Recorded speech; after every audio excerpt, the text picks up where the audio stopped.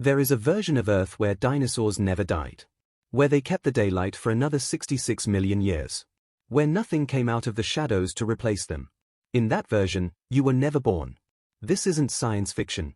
It's a 5-hour margin hidden inside Earth's history. And you're standing on the wrong side of it, right now, without even knowing it. You know how this story is supposed to go. A rock falls. The giants die. The small, frightened creatures hiding underground finally get to come out. It feels inevitable when you hear it that way, like the ending was always written. But it wasn't. It was closer than you've ever been told. Change nothing about the size of that asteroid. Change nothing about its speed.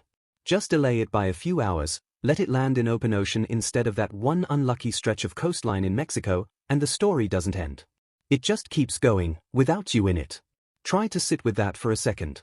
Somewhere, in a universe almost identical to yours, the sun is rising right now over a world still ruled by dinosaurs. Nothing dramatic happened to stop them. They just kept living. And evolution, patient as it always is, kept working on them the whole time. Paleontologist Dale Russell became obsessed with one particular animal from that lost timeline. A small hunter called Truden. Quick. Sharp-eyed. Already strange for a dinosaur, with large eyes built for catching movement in low light and long fingers built for grasping, not just tearing. And a brain, relative to its body, bigger than almost anything else alive at the time. Russell asked the question that still keeps some scientists up at night. Give this animal 66 million more years. What does it become? He drew it. Upright. Roughly your height. Forward-facing eyes. Long clever fingers. He called it the Dinosauroid, and when you look at his sketch for the first time, something in you flinches, because it doesn't look like a monster. It looks uncomfortably close to a person. Now picture it. Not as a diagram in an old paper, but as something breathing. Crouched by a fire it learned to keep alive, not because any mammal showed it how, but because intelligence, once it crosses a certain line, keeps finding the same answers no matter whose brain is doing the finding. Shelter. Tools. Memory. Each other. You don't have to take this on faith. You can watch it happening in front of you, right now, in the animals that did survive that asteroid. Birds. A crow will bend a piece of wire into a hook to fish food out of a tube, then hide that hook and come back for it later. A grey parrot will learn hundreds of words and use them like it means them. Their brains aren't even built like yours. No folded cortex, no layers, a completely different architecture doing a version of the same job.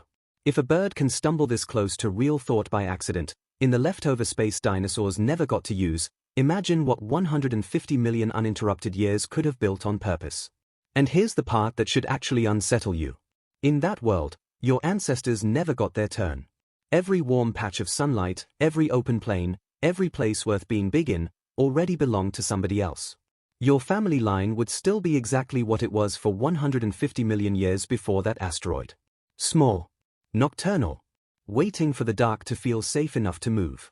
Biologist Stephen Jay Gould spent years defending this uncomfortable idea, what he called replaying life's tape.